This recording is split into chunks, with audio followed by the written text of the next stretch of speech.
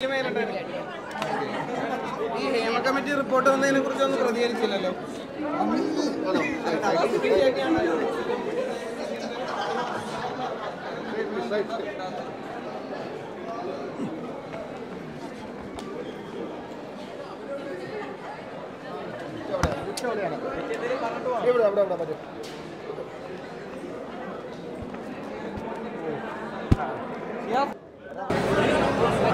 Experience was very different.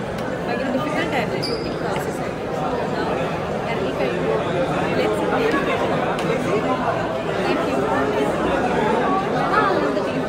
Hello.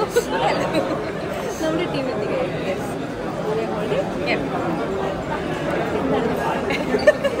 എൻ്റെ mummy വളരെ നല്ല തന്നെ കാണണം.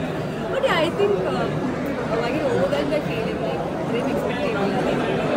I'm very glad and happy. I don't know, like, I think I'm still shivering. I'm still shivering. I'm nervous, I'm happy and excited, and I think all emotions are working together. But any time of the day, it's a blessing.